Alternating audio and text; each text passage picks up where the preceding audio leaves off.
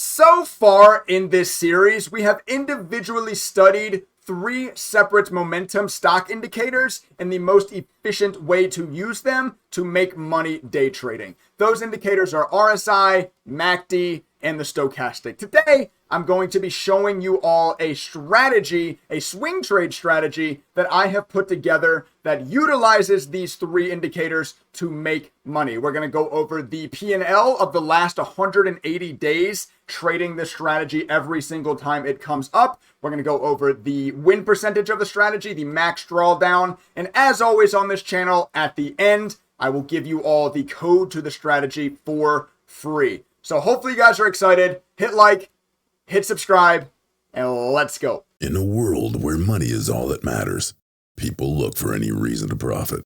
Which way is best? Welcome to the indicator trials.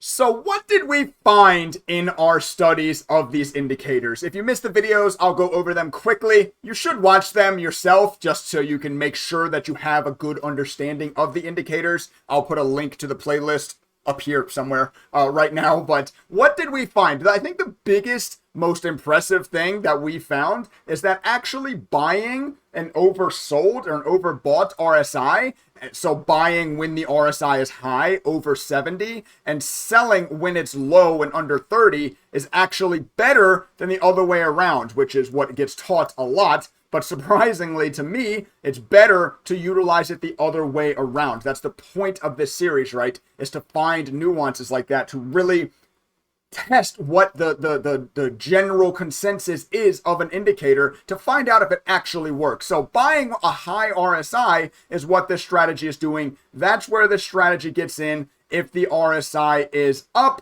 And what else do we find? MACD works when, bullish above 0, bearish below 0. That does work kind of the way it's supposed to, right? When the MACD is above 0, it tends to be more bullish. When it gets below 0, it tends to be more bearish. So for this strategy, and don't worry, you don't have to write all this down. I'll show you the code and I'll define it better. I'm just kind of going over the indicators right now. This strategy utilizes MACD as its sell point. When the MACD gets too low, when it starts to look too bearish, that's when this strategy gets out of its trade. And what did we find with the stochastic? We didn't find a lot of usefulness out of the Stokes. We found the Stoke to be way too rampy. I mean, it goes up, down, up, down, up, down. It's always all over the place. It was hard to really find a great way to utilize the stochastic indicator. But what I did for this strategy and what I'm going to show you guys now is that the default slowing period for the stochastic is set to 3.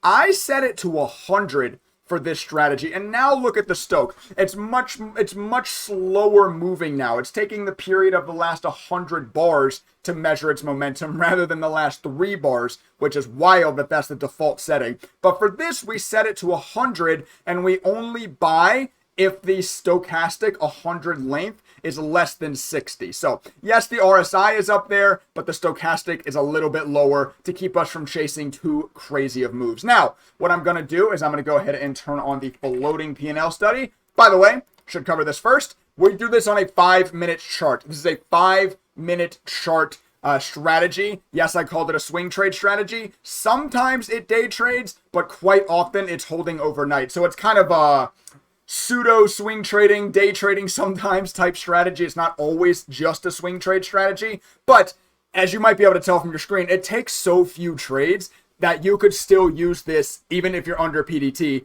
you could still utilize a strategy like this. It's next to never taking 4-day trades in a week. That I don't think that's happened in the entire last 180 days, which is what we are showing here. And as you can see, in the last 180 days, using this strategy on 100 shares each of SPY, it's also optimized for SPY. Something else I should throw out. So the 5-minute SPY chart, the SPY chart, it is up $6,500. And you're like, Trey, $6,500 in 180 days.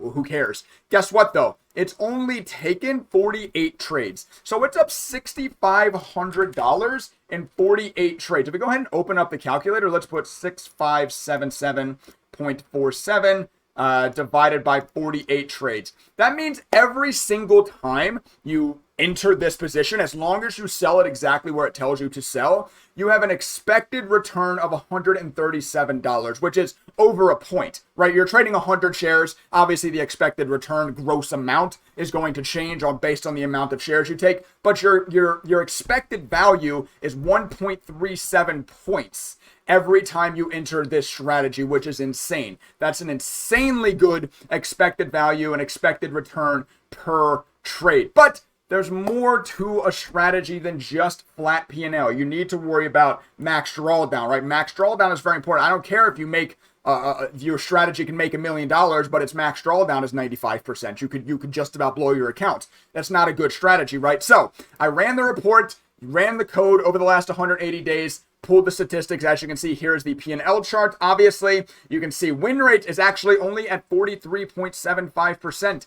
Guess what? Oh no, Trey, it loses over half its trades. That is only half of what matters for a strategy, right? It's win rate times risk reward. And the risk reward is so good that obviously this thing still makes money. Its average win, $658. Average loss, $268. Max drawdown, $1,000. And this is on 100 shares of SPY. This is on $37,000 positions, roundabout, depends on where SPY is, per trade, and its max drawdown to $1,000. That's not too bad, especially considering it's had single trades that are larger. Its max win, meaning its largest single trade win, $1,800, max loss $689. So one win is bigger than the entire system's max drawdown in the last 180 days, which is pretty darn impressive. I'll scroll down here. You guys can see all of the trade P&L showing here. Let me make sure this is actually working. It is. Okay. I was like, why did it stop here? But I just have extra code running. None of this actually matters. If I delete this, you'll see nothing changes. Yeah.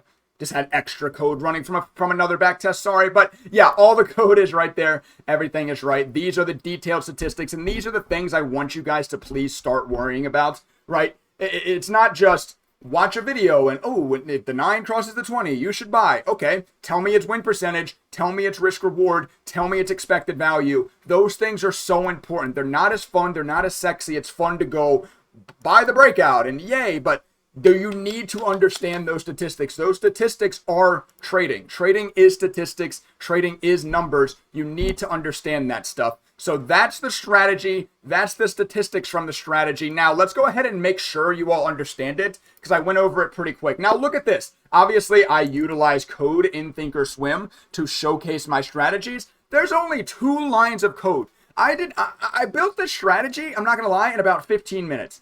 I have not even put a lot of time into this strategy yet. There's very good chance somebody will take this code, or hell, maybe I'll even keep looking at this code, and we can make it better, right? Right now, it is 2 lines of code, and then you've got your order block. So call it 5 lines of code, 4 lines of code with the line spacing. 4 lines of code, including the order blocks, is all it is right now. And as you can see, as I kind of quickly explained, but I want to make sure you guys understand, buy when the RSI is over 70. Yes, you're reading that right. RSI up over 70. That's the buy. And that's why this series is so fun. That's why I love this series. We studied the RSI individually. And I told you all during that video, this isn't going to be a strategy. You can't just take, for the most part, you can't just take one indicator and trade it, right? But you need to understand the individual aspects of that indicator and the best ways to utilize it, and then you can start to plug that into a strategy. So when we studied just the RSI, we found that buying up above 70 is actually the best place to buy, and selling below 30 is the best place to sell, rather than vice versa. We took that information from that study. Now we're plugging it into the strategy. This is awesome. Sorry. I love my own series, but I do love this series. Hopefully you guys are enjoying it too. The MACD histogram has to be over 0. So the MACD histogram can't be red. It has to be green up above 0. And once again, the stochastic with the longer slowing period, the slowing period set to 100 rather than the 3, which is crazy that it's that out of the box, is less than 60. And then your sell is when your MACD histogram crosses below negative 0.3. And that's it. That's everything that's in there. The changes were just line code changes stuff. That's the entire strategy. So as you can see, it bought because the RSI is over 70. The MACD is green, and the stochastic slowing average here is in the 54s, 55s-ish, so sub 60. That's a buy. It sells when the MACD histogram, if I just stretch this out so you can see it a little bit better.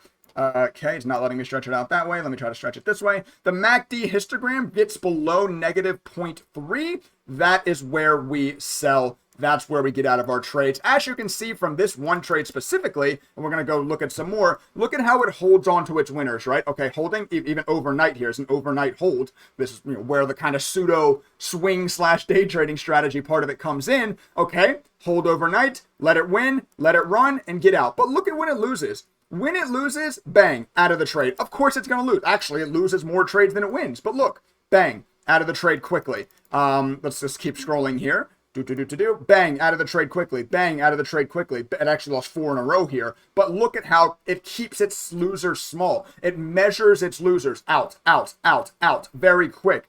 But when it gets in a winner, bang, hold, let that thing run. This trade made more money than all 4 of these trades lost. Just look at the P&L. We started here at 5,300.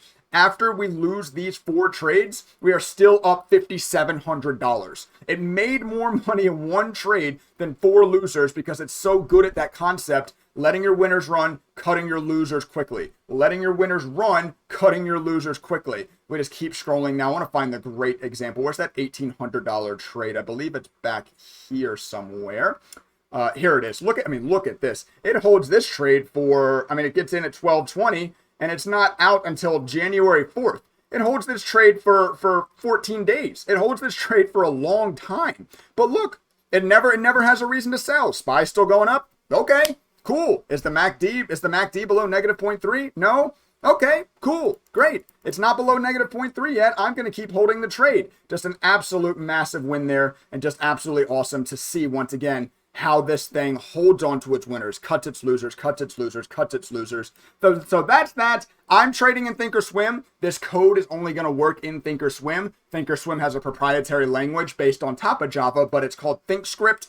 So this will only work in Thinkorswim, but I will share the link to this code in the description down below. If you guys want to use it, run your own back test, tweak it, adjust the numbers, come in here and add stuff. Once again, this is still an extremely simplified code, so come in here and mess with it. If you don't know how to open it, go to setup in the top right, hit open shared item, and copy and paste the URL from below into here, hit preview, import, then go to studies, edit studies, strategies, and you will see it in there. I'll call it trading stocks TIT or something like that. So if you search for trading stocks, you'll see it in your strategies in Thinkorswim. You'll be able to run it, and you can have this strategy for free, because that's what we do around here.